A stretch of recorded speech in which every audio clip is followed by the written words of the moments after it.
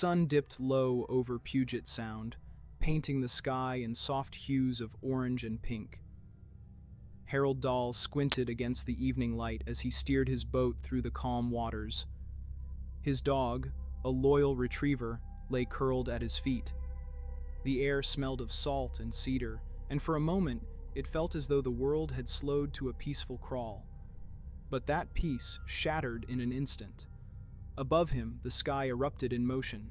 6 large metallic objects hovered silently, their surfaces gleaming like polished silver. They formed a circular pattern, each disk roughly 100 feet across. Dahl froze, his heart pounding in his chest as he tried to make sense of what he was seeing. These weren't planes. They weren't anything he'd ever encountered before. Suddenly, one of the objects wavered and dipped, as though struggling to maintain its position. The disk drifted closer to the water, its surface shimmering with an eerie, almost fluid-like quality. Dahl's dog stirred, growling low in its throat. He reached for the binoculars he always kept aboard and peered through them, his hands trembling. What he saw sent a chill through him. The underside of the craft appeared to have a central opening, and from it, a rain of strange, molten material began to pour. It splattered into the water with a hiss, sending up plumes of steam.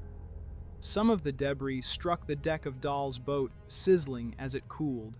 He could see jagged fragments of a strange metallic substance, mixed with what appeared to be a lightweight, rock-like material. Dahl scrambled to grab his dog, but it was too late. A heavy piece of the falling debris struck the animal, killing it instantly. He shouted in terror and grief, dragging the lifeless body away from the debris. Around him, the other objects remained eerily still, as if watching the scene unfold. Then, just as suddenly as they had appeared, the discs ascended into the sky and vanished. The next morning, Harold Dahl examined the material more closely. The metallic fragments were unlike anything he had ever seen, light but unnervingly strong. The rock-like pieces crumbled easily, revealing an almost chalky interior. Dahl collected as much as he could and stored it in the small cabin of his boat, unsure of what to do next. Whatever had happened out there was beyond his comprehension. When he returned ashore, he confided in his supervisor, Fred Crisman. Crisman, an ex-military man with a reputation for skepticism, initially dismissed Dahl's story as hysteria. But when Dahl presented the debris and described the death of his dog, Crisman's demeanor shifted. He decided to investigate the site himself. Crisman's outing confirmed everything. He claimed to have witnessed similar objects in the sky and retrieved additional debris from the water. Whatever was happening at Maury Island, it wasn't a simple case of misidentification or imagination. And then the visits began. A day after the incident, Dahl was approached by a man he had never seen before. The stranger arrived in a sleek black car, stepping out with an air of quiet authority. He was tall, dressed impeccably in a black suit, white shirt, and narrow tie. Everything about him was polished, from his neatly combed hair to the shine of his shoes. But it was his eyes that struck Dahl the most, cold, calculating, and utterly devoid of warmth. The man invited Dahl to breakfast at a local diner.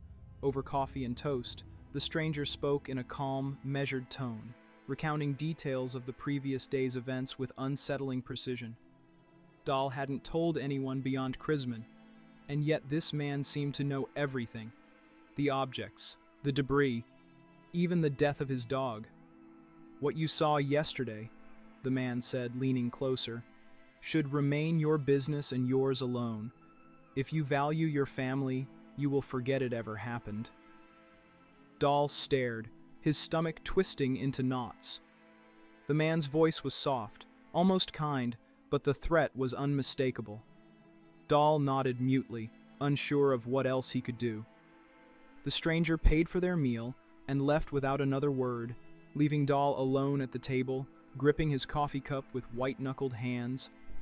Outside, the black car disappeared into the distance, as though it had never been there at all. But the warnings didn't stop there. Crisman, too, received strange visitors. He described encounters with men who spoke in cryptic terms and carried an aura of intimidation. His phone lines crackled with unexplained interference, and on more than one occasion, he caught glimpses of dark cars idling near his home. The message was clear: stop digging into Maury Island.